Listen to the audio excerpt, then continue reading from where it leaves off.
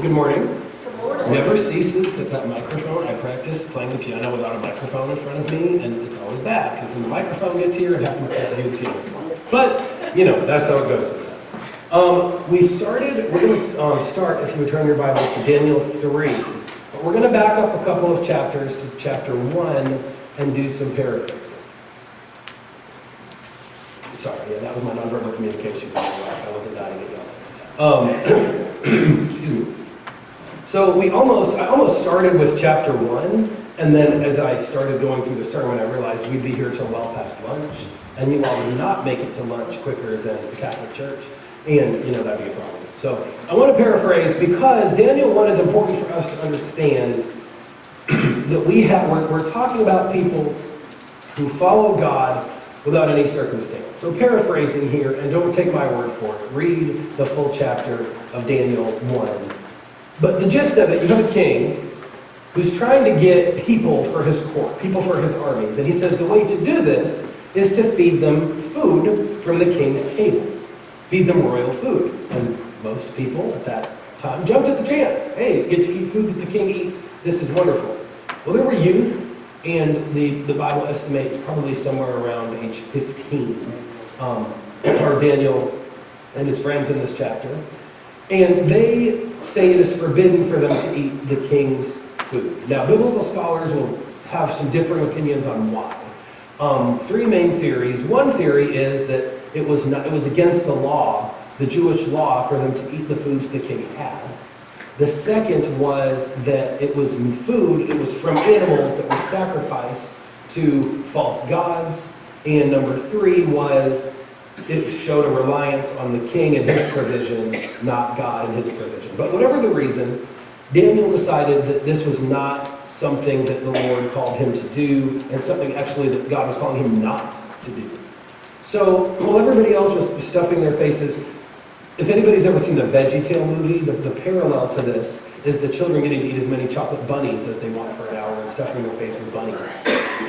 Now, obviously, that's not the way it happened in the Bible, but the premise is similar. You've got people that are eating the king's food, and Daniel says, hey, I want you to give me vegetables and water. And again, I'm paraphrasing here, read this all in chapter 1, but it's going to set up where we're going in chapter 3.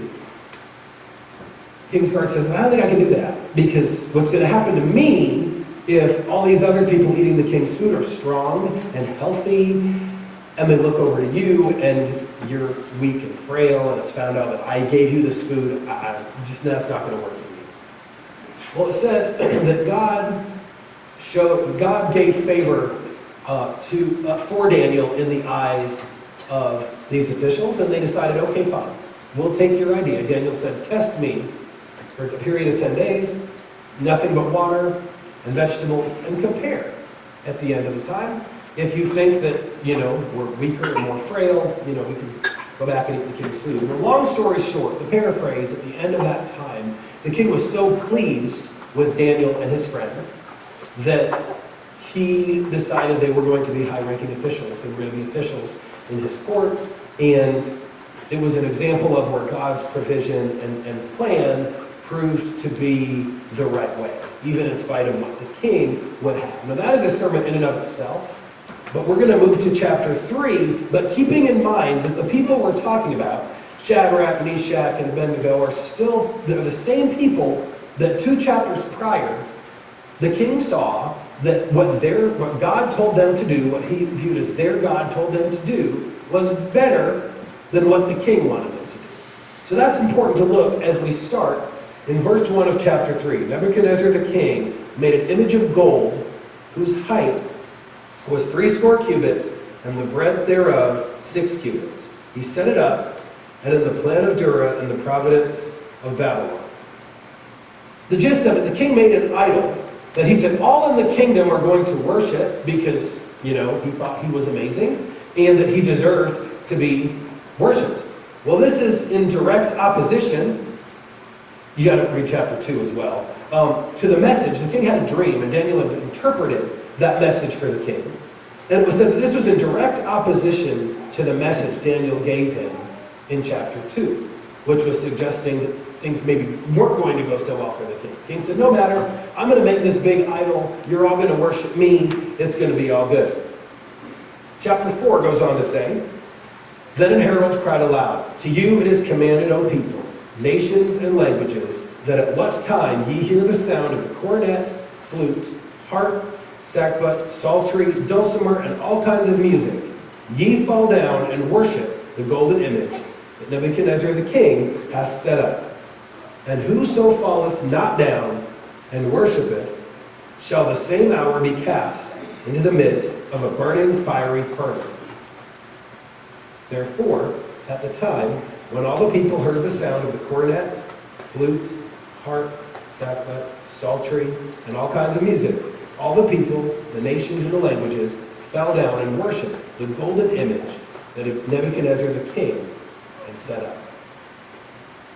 Well, that to me sounds like the quintessential worshiping out of fear that the king had set up. Literally, here is my idol. You will do what I tell you, or you will go into the furnace.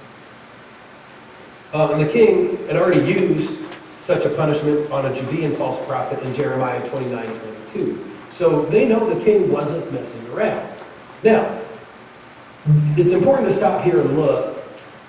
As a child, a young child, it was always interesting to me that people worshipped the king out of fear, and that Shadrach, Meshach, and Abednego did not.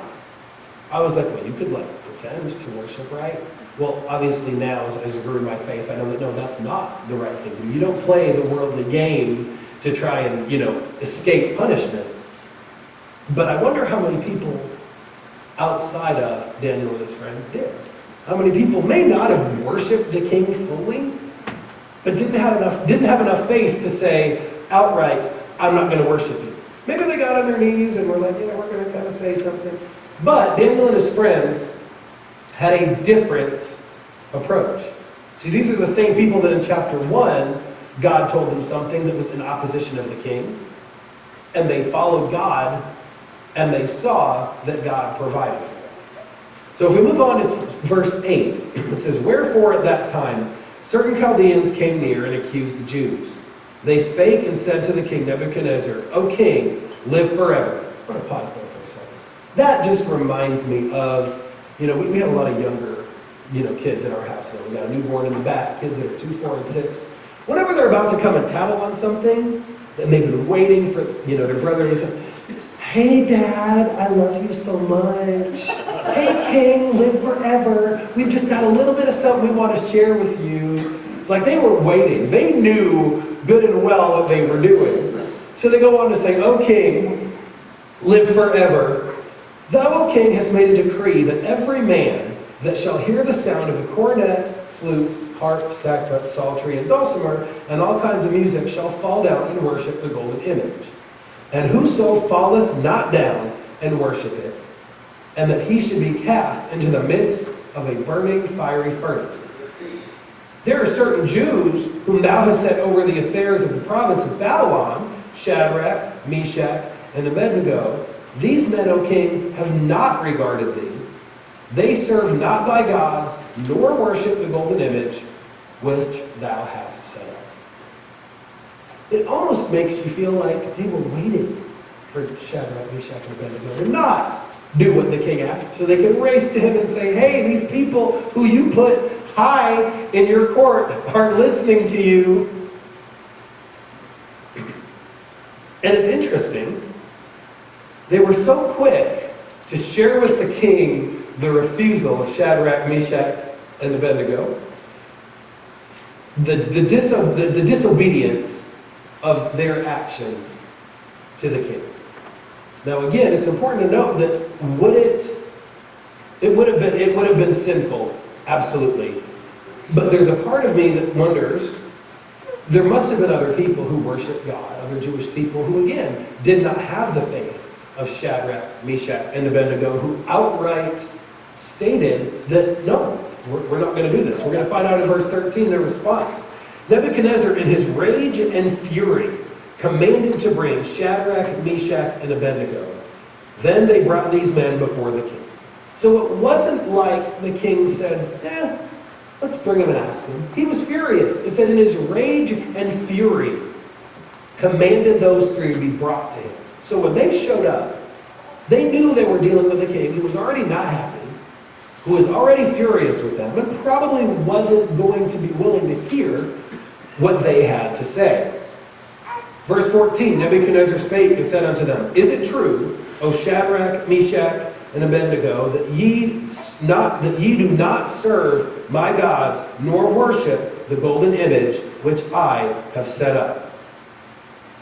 Now, if ye be ready, that at what time ye hear the sound of the cornet, flute, harp, sackbut, psaltery, and dulcimer, and all kinds of music, ye fall down and worship the image which I have made. Well, but if ye not worship not, ye shall be cast the same hour into the midst of a burning fiery furnace. And who is that God that shall deliver you out of my hands? So he's giving them one more opportunity here to say, look, if you're willing to do this, I'm willing to forego the punishment you have coming for you. All you have to do is worship me. And if you don't, that last verse, a direct challenge.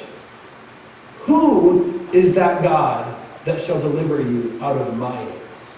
Well, we know the answer to that, the one true God. But the king didn't know this at the time.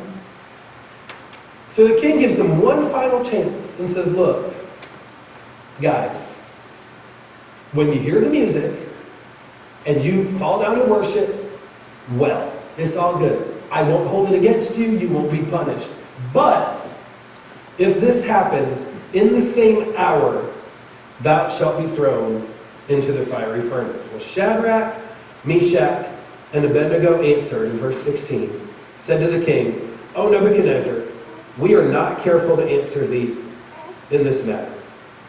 If it be so, our God whom we serve is able to deliver us from the burning fiery furnace, and he will deliver us out of the hand, O king. Verse 18, but if not, be it known unto thee, O king, that we will not serve thy gods, nor worship the golden image which thou hast set up. Verse 16, another translation says, we're not going to defend ourselves to you. Okay? We don't owe an explanation for why we're choosing not to follow. Like, we don't owe you an answer. We are not careful to answer thee in this matter. We're not interested in giving you an explanation. And they go on to say, we know our God can. And here's where the focus of the sermon today comes in. Verse 18. But if not, be it known unto thee, O king, that we will not serve thy gods, nor worship the golden image which thou hast set up.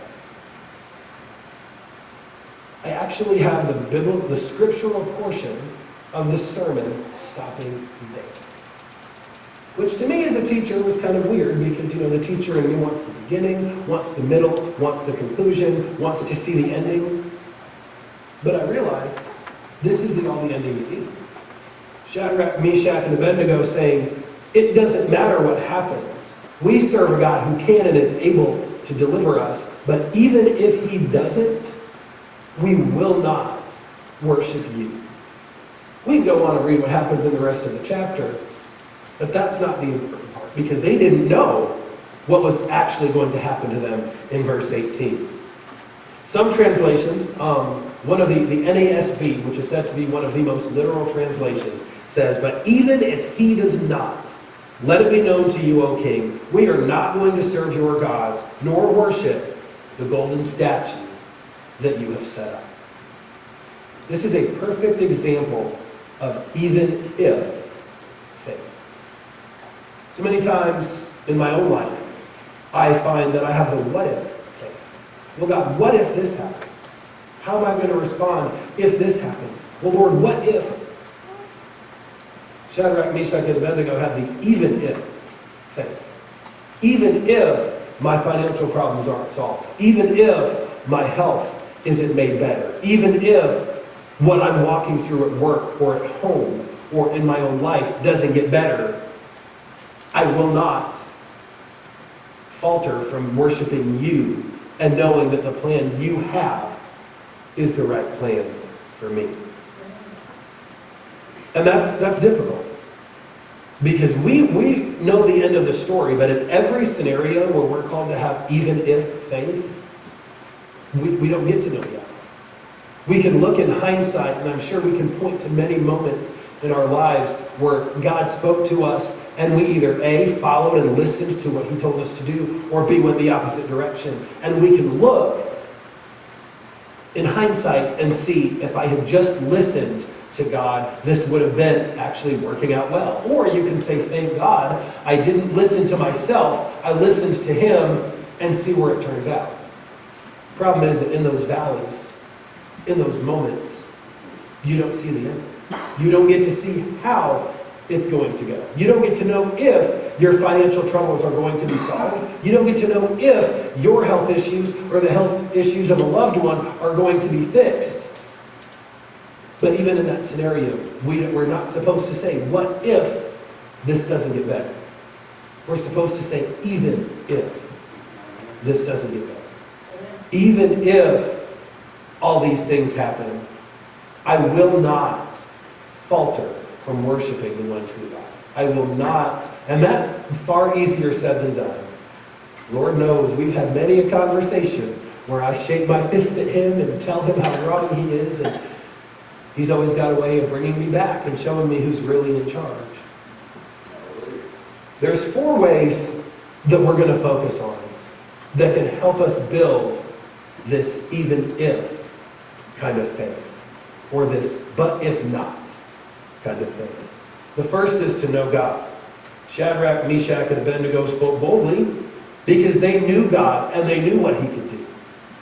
They had even if faith because they had lived in a life that had shown them what God was capable of. That had shown them that following God was better than evading punishment. That following God was better than doing what the king wanted to do. Even just 2 chapters prior. Knowing God. It's hard to have even if faith in something you don't know. It's hard to have unconditional even if faith in a God that you're not actively seeking to worship and read about and pray to. The second, know yourself. Know that you're a sinner and in need of grace, and that on your own, your plans and schemes amount to nothing. I am probably the world's worst at feeling like I get this plan in my head, and I know how it's going to go, and every piece has to function, and my goodness, when it doesn't go right, that's not good. Because I have a way that I want things to go. But part of having even if faith is knowing that as much as we think we know, we don't. We don't see the big picture. I think of my own children, again, kids 2, 4, and 6, when I tell them something that we're not going to do and why it's not going to happen. And they get angry. Well, Daddy, I really would like it if we could do such and such. And I'm probably a little less nice than God, because I'm like, I don't care. But I look at, they don't see what I see. They don't see life as a whole and what giving into this or allowing them to do this, how it will harm them in the long run. Well, that gap between myself and my children is even more vast when it comes to myself and God. That doesn't mean that the human in me doesn't stop and think, okay, God, how are you going to connect these dots? How are you going to make this all work? God doesn't know it's an explanation. God's explanation is, I am who I am. And I am omnipotent and powerful, and you've just got to trust that you're a sinner and you're a human, and I'm not. And I know what is best for you. 3, and this is probably the hardest part of even if faith. Endure trials. It's not fun, it's not easy.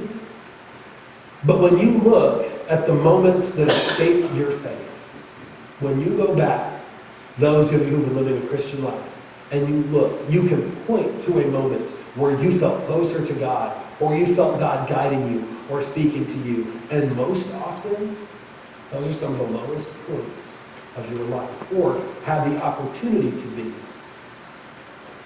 if you weren't connected to God. See, when it comes to things like death and family troubles and work troubles and, all the kind of trials and troubles we could think of, those are the moments when some people reach out and say, Lord, where are you? Well, this goes back to number one. Know God when things are going well. Know God when things are, a little frustrating and things you don't understand. Because in whatever circumstance you're going through, God is who He is. While our situations change, while our feelings and our decisions to speak to God may come and go, God's always there. That does not change.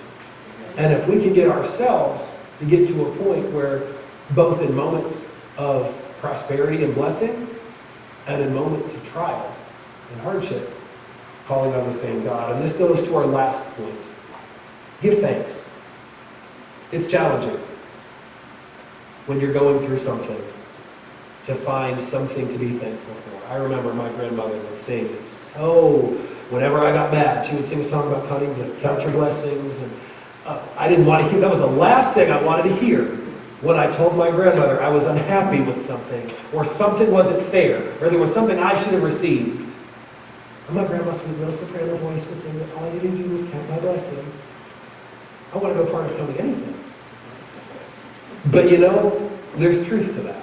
That the more you count your blessings, the more you can see what God has brought you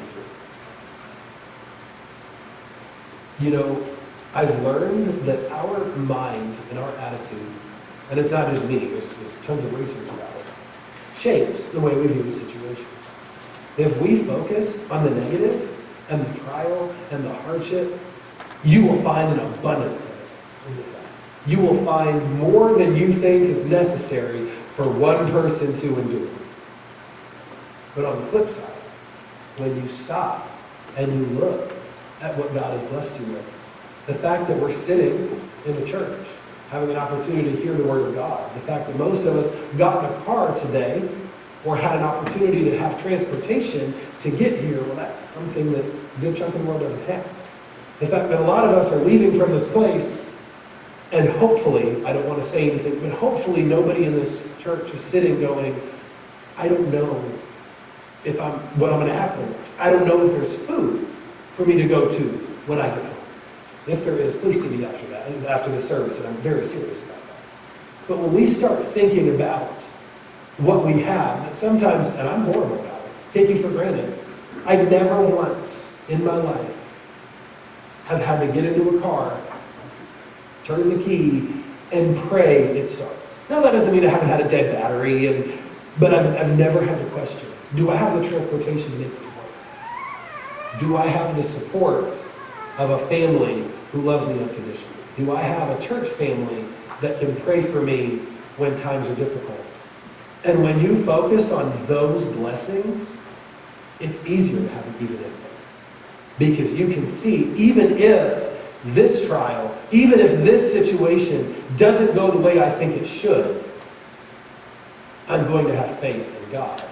Because I've seen time and time and time again where His way truly is the best way.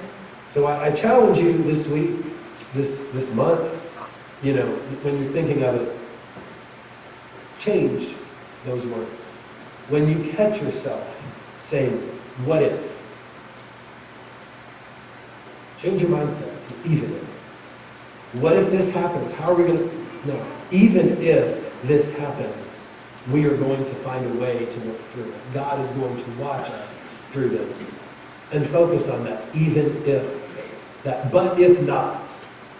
God is capable of doing this, this, and this, and without going into too much personal detail, there are many things right now in my own personal life that I've been praying to God, asking for Him to do. And it's very tempting for me to say, Lord, if you do these things, then no.